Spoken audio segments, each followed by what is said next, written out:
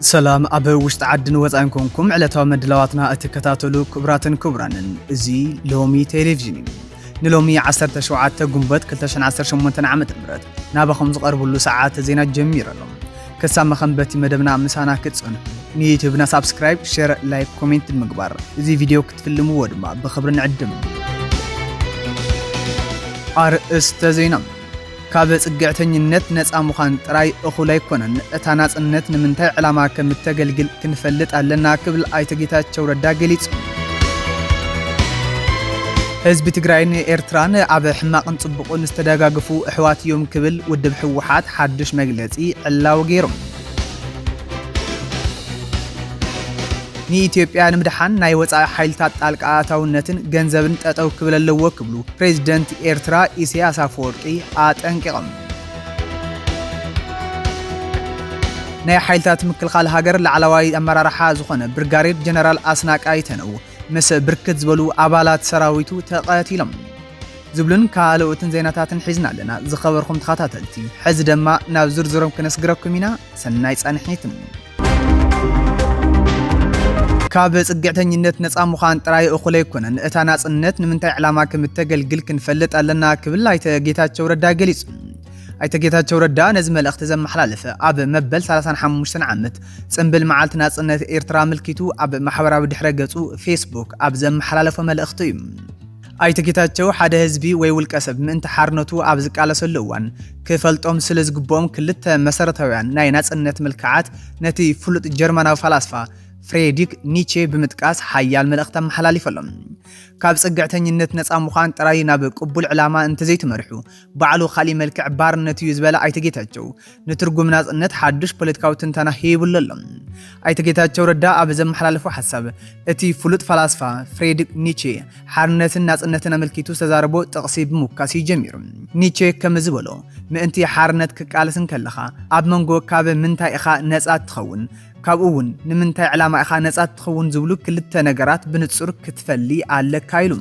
አይተጌታቸው ነቲ ፍልስፍናዊ ሐሳብ ምስ እዋናዊ ፖለቲካዊ ኩነታት ብምትእሳር ከምዝገለጹ ሓደ ሕብረተሰብ ካብ ጸቕጢ ካብ ወጽዓ ወይ ካብ መግዛእቲ ነፃ ምዃኑ ጥራይ እኹል ኣይኮነን እታ ዝረኸብናዮ ናጽነት ናብ ሓደ ዝዓብይ ዕላማ ህንጸትን ቅዱስ ተግባርን እንተዘይመሪሓትካ እታ ናጽነት እቲኣ በዓላ ካልእ መልክዕ ዘይናጽነት ወይ ድማ ብናይ መበል 15 ክፍለ ዘመን ኣባህላ ባርነት ኮይና ክትተርፍ ትኽእል እያ ክብል ሓቢሩ እዝና አይተጌታቸው ረዳ ሐሳብ ሓደ ህዝቢ ኩናትን ጸቕጥታትን ስዒሩ ነፃ ድሕሪ ምዃኑ እታ ዝተረኸበት ናጽነት ንዲሞክራሲ ንልምዓትን ንሰላምን ሓርነትን ኣተሓሳስባን ተዘይውዒላ እቲ ሕብረተሰብ ብውሽጡ ናብ ሓድሽ ናይ ውልቀ ምልክን ድሕረታትን ባርነትን ክንሸራተት ከም ዝኽእል ዘጠንቅቕ በሊሕ ፖለቲካዊ መልእኽቲ ምዃኑ ተንተንቲ ይገልጹ ህዝቢ ትግራይን ኤርትራን ኣብ ሕማቅን ጽቡቅን ዝተደጋግፉ እሕዋትዮም ክብል ውድብ ሕወሓት ሓድሽ መግለጺ ዕላው ገይሩ ህዝባዊ ወያነ ሓርነት ትግራይ ሕወሓት መላ ህዝቢ ኤርትራ እንኳዕን መበል 35 ዓመት ጽምብል መዓልቲ ናጽነት ኣብ ጽሕካ ክብል ወግዓዊ ናይ ሰናይ ትምኒት መልእኽቲ ኣመሐላሊፈሎም ሕወሓት ኣብዚ መግለጺኡ ንመሰል ዓርሰ ውሳነ ህዝቢ ኤርትራ ዘለዎ ዘይነቃነቕ መትከላዊ ቅዋም ደጊሙ ዘረጋገጸሉን ጻውዒት ሰናይ ጉርብትና ዘቕርበሉን እዩ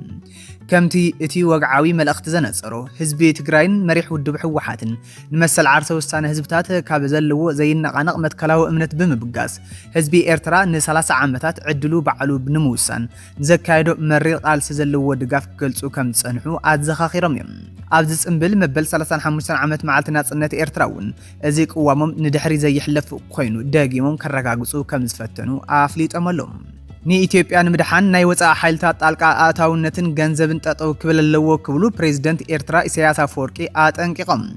ፕሬዝዳንት ኤርትራ ኢሳያስ አፈወርቂ ብምኽንያት መዓልቲ ናጽነት እቲ ሃገር ኣብ ዘስምዕዎ ወግዓ መደረ ቆላሕቶም ኣብ ዞባ ምብራቕ ኣፍሪካ ብፍላይ ድማ ኣብቲ ኣብ ዙርያ ኢትዮጵያ ዘሎ እዋናዊ ወጥርታትን ቅልውላዋትን ገይሮም ኣለዉ ፕሬዝዳንት ኢሳያስ ኩነታት ቀርኒ ኣፍሪካ ተፋሰስ ኣባይን ቀይሕ ባሕርን ድሕሪ ምግምጋም ኣብ ውሽጣዊ ፖለቲካ ኢትዮጵያ ዘጋጥሙ ናይ ሃገር ህንጸት ውድቀታት ናይ ወፃኢ ሓይሊ ጣልቃ ኣታው ኣታውነትን ብዕምቆት ተንቲኖም ኣሎም ፕሬዚደንት ኢሳያስ አፈወርቂ ናይቲ ዞባ ስትራቴጂካዊ ኩነታት ኣብ ዝተንተነሉ እዋን ጉዳይ ኢትዮጵያን ሱዳንን ብፍሉይ ዘልዕሉ ኮይኖም ኣብዚ ወጥሪ ዝመልኦ ዞባ ዘሎ ዘይምርጋእ እናገደደ ዝመፀሉ ዘሎ ምክንያት ንናይ ወፃኢ ሓይልታት ጣልቃ ኣታውነት ዘተባብዕ መንገዲ ምዃኑ ገሊፆም ኣሎም በዚ ምክንያት ድማ ኣብዚ እዋን ኣብ ኢትዮጵያ ሶማልያን ሱዳንን ዘሎ እዋናዊ ኩነታት ሙሉእ ብሙሉእ ዝተዓገተ ወይ ዝተዓፀወ ብምዃኑ እቲ ዞባ ኣብ ትሕቲ ከቢድ ስጋኣት ከም ዝርከብን እዚ ጉዳይ እዚ ህጹጽ ቆላሕታን ስራሕን ከም ዝደሊ ብግልጺ ኣገንዚቦም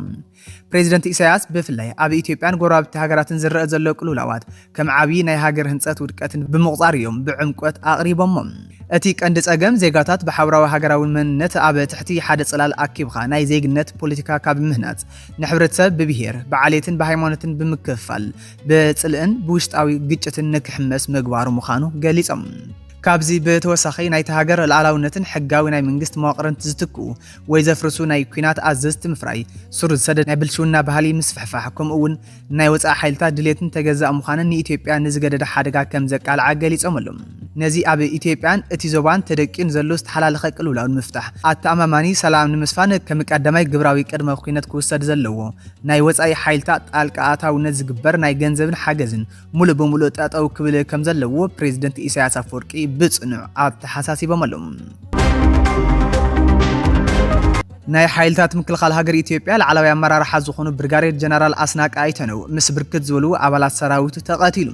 እቶም ምክትል ኣዛዚ ማእኸላይ እዝ ምክልኻል ሃገር ዝኾኑ ብርጋዴር ጀነራል ኣስናቀ ብናይ ምሓራ ፋኖ ብሄራዊ ምንቅስቃስ ኣብ ፍሉይ ቦታ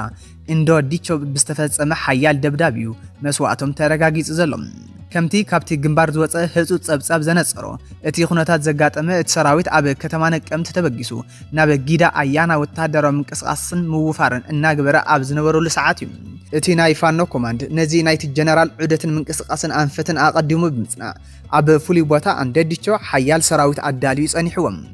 ኣብቲ ዝተወልዐ ሓያልን ድሙቕን ናይ ተኹስ ልውውጥ ምክትል ኣዛዚ ማእኸላይ እዝ ሰራዊት ኢትዮጵያ ዝኾኑ ብርጋዴር ጀነራል ኣስናቀ ኣይተነው ነቲ መጥቃዕቲ ክከላኸሉ ብዘይምኻሎም ምስቶም ንዓቶም ዓጅቦም ዝነበሩ ሓያሎ ናበይ ዙርያ ወተሃደራትን ኣባላት ጸጥታን ኣብቲ ቦታ ተቐቲሎም ኣሎም እዚ መጥቃዕቲ እዚ እቲ ናይ ምሓራ ፋኖ ብሄራዊ ምንቅስቃስ ወተሃደራዊ ዓቕሙ ካብ ክልል ምሓራ ወፃውን ብፍላይ ኣብ ከባቢታት ወለጋን ክልል ኦሮምያን ዘለው ስትራቴጂካዊ መስመራት ብዕቱ ናይ ምቁፅጻርን ላዕለዎት ጀነራላት ናይ ምግታዕ ዓቕሙ ዘርእየሉ ሓድሽ ምዕራፍ ምዃኑ ተንተንቲ እናገለጹ እዮም ቅትለት ምክትል ኣዛዚ ማእኸላይ እዚ ሰራዊት ኢትዮጵያ ዝኾኑ ብርጋዴር ጀነራል ኣስናቀ ኣይተነው ኣመልኪቱ ክሳብ ሕዚ ካብ መንግስቲ ኢትዮጵያ ዝወፀ ሓበሬታ ኮነ ናይ ሓዘን መግለጺ የለን ሰራዊት ሱዳን ኣብ ጥቓ ዶብ ኢትዮጵያ ዝርከብ ከባቢ ተቆጻጺሩ ሰራዊት ሱዳን ሓይልታቱ አንጻር ሓይልታት ቁልጡፍ ደገፍ ድሕር ዘካይዶ ከቢድ ውግእ ኣብ ክፍለ ሃገር ሰማያዊ ኒል ኣብ ወሰን ከተማ አልኩርሙክ ኣብ ጥቓ ዶብ ኢትዮጵያ ዝርከብ ከባቢ አልባራካ ካብ ዝተቆጻጸሩ ብ24 ግንቦት ኣብ ዝሃወ መግለጺ ሓቢሩ እቲ ሰራዊት ኣብ ዘውፀ መግለጺ ካብ ረብዓይ ክፍለ ሰራዊት ኣጋር ሰራዊትን ክፍለ ኣሃዱታትን ዝመጹ ሓይልታት ኣብ አልባራካ ወሳኒ ወተሃደራዊ ስራሒታት ድሕሪ ምክያዶም ሓድሽ ናይ ሜዳ ምዕባላታት ከም ዘመዝገቡ ገሊጹ ኣሎ ሓይልታት ሰራዊት ሱዳን ንሓይልታት ቁልጡፍ ደገፍ ብምስዓር ነቲ ከባቢ ሙሉእ ብሙሉእ ብምቁጽጻር ኣብ ልዕሊ እቲ ምልሻን ካብ ምንቅስቃስ ሓርነት ሱዳንን ሰሜን ዝመጹ መሻርክቱና ኣብ ህይወትን መሳርሕታትን ከቢድ ኪሳራ ከም ዘውረዱ ጸብጻብ ኣገልግሎት ዜና ኣናዶሉ ይሕብር ኣብቲ ዝተገብረ ስርሒት ብርክት ዝበላ ወተሃደራዊ መካይንን መሳርሕታትን ከም ዝዓነዋ ወይ ድማ ኣብ ትሕቲ ቁጽጽር ከም ዝኣተወ እቲ ሰራዊት ሓቢሩ ኣሎ ሰራዊት ሱዳን ሰፊሕ ክፋል ሰማያዊ ኒል ክቆጻጸር እንከሎ ምንቅስቃስ ሓርነት ሱዳን ንሰሜን ካብ 2011 ጀሚሩ ምስ መንግስቲ ክዋጋእ ጸንሐ ኮይኑ ንኽልቲኡ ዞባታት ደቡብን ካርፋዶንን ሰማያዊ ኒልን ከም መሓደር ይጽዕር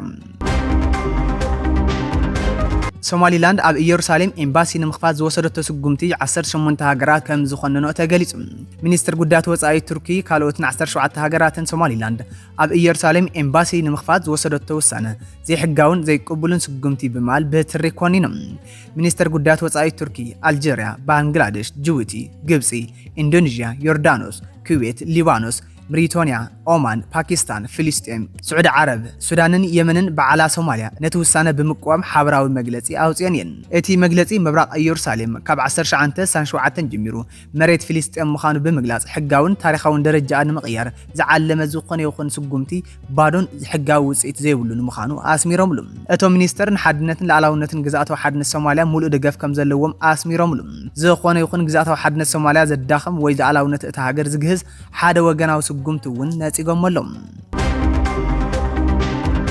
نمسمر ماي هورمز زخفت سممع لومي كفصم تخلو كم زلوا منغستي امريكا اتنبيوم امريكان ايرانن باشمغال نسالساي وغن يكايدو زلوا دردر لومي كزازم تخلو مهلاو صحافي غدات وصا امريكا ماركو روبيو تقيمم اب مونغو كلتين هاغرات እና ተኻይደ ዝርከብ ድርድር بسمع كزازم زخلو ጭብጣት ምዕባል